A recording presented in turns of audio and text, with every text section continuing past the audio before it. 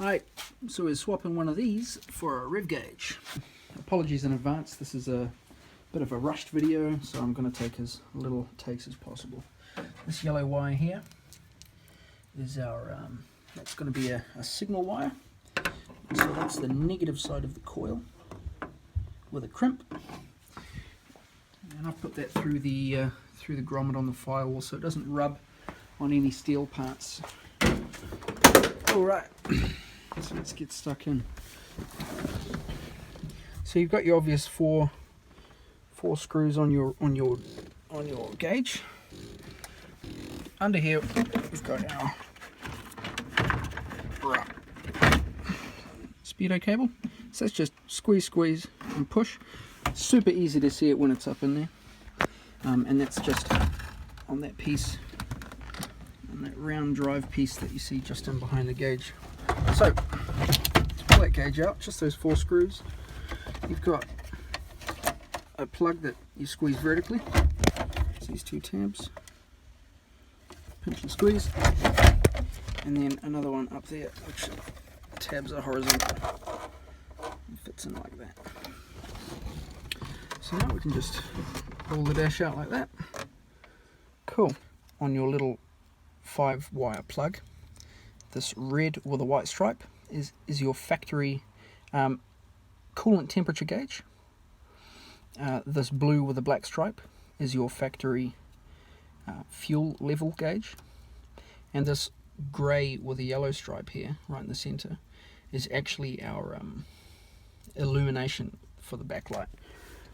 Which we all have to swap over. So if you come up here, there are 9 positions in this connector, and 2 of them are left blank, and that's because Ford made these, made all these looms the same, all the connectors the same, so it'd just be easy to just swap wires, and so that's what we're going to do today. So I forgot to mention, it's a lot easier to just pull the little single screw out the top of your column, just so you don't scratch it up and potentially bust your your gauge set as well. Cool, so just reaching in my back pocket and stabbing myself for this little pick. So what we're going to do is we're going to come down here, and those are the 3 wires we have to pull out. So I'm going to try do this one-handed. And so I find the little square section of the plug. I put my pick underneath. I'll use something to push it in further. And what I'm going to do is I'm going to bend slightly. I don't want to be breaking any brass, so that's what I do. And then that should just pull out.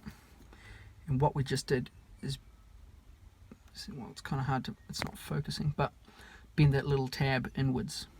And so there's no kind of fish hook on the end of it to stop it from pulling out of the connector. Cool, so we're going to do that with this blue wire and this grey wire. Let's see if I can get an angle for you.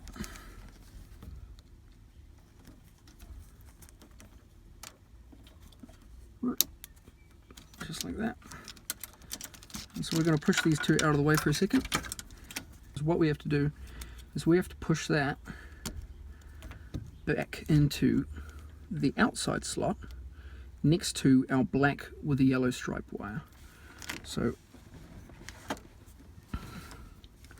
don't know how this looks on camera, but you've got to get that little pick back in there and push that little tab back through. We're going to have to do this with all the wires, so just push it back so it just pokes out the back.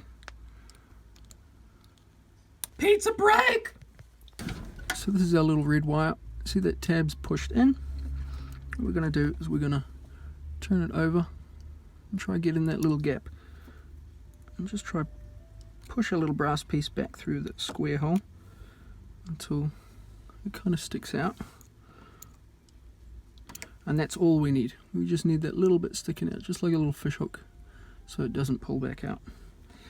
So this grey wire is actually going to go into this 4-pin plug, so we're going to turn it around. Oh, a bit of blood, yes. And throw that down the hallway. Cool, till it's in like that, and you can see it doesn't pull out, which is ideal.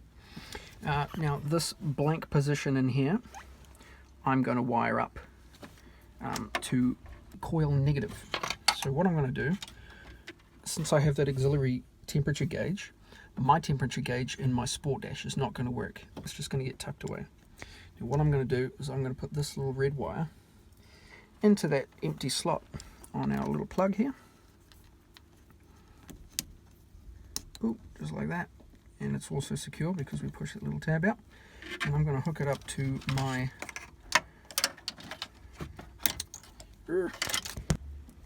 boop. And now this little red and white wire is now acting as my signal wire from the negative coil to tell my rev gauge what revs my engine's reading. Alright, and so there's actually a reference chart, but what I'll give you my reference. There's two blues here, a gap, and then a black with a green stripe. I'm just going to put the blue wire next to the blues. Dexterity, single hand camera work. You guys must love this view. Plug that into there so it doesn't pull out. Right, and I don't need to plug this in anymore because that would be my temperature gauge wire. Now we're just going to tuck these wires up so they're not in the way. We're going to indicate left and slide the rev gauge into the holy of holies. Grab our connectors and hook them up back in the holes.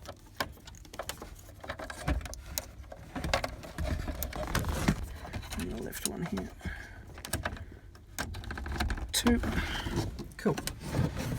Now we'll set the gauge further back in the hole. Happy joy, shit video, all good. But anyway, when I turn our lights on, we can see that it's now illuminating on all the sections. Everything else works. Indicators, high beam light. Alright, we've got all our temperature and everything hooked up, so we're going to start it.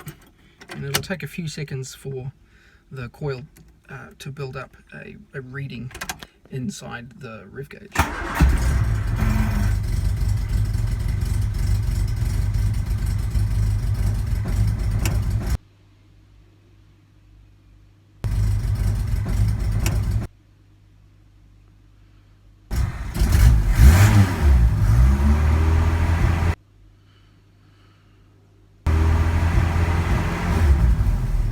Success!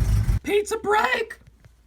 Hey guys, there's a lot of information online about how to work on these cars, and these books really help. But I've noticed that, you know, a few of the common jobs that a lot of people would like to do to the Escorts and modify them, there's just a lack of videos, and I'm not a big, I don't learn too well from reading shit, so might do a little mini series of some stuff to throw up on YouTube and Facebook and just try help people out with their cars. So if you're interested, just send me a message and we'll see what kind of videos we can get up for you. Some suspension, some lowering videos, some some electronic videos, some interior panel work, stuff like that. We'll see what we can sort out for you.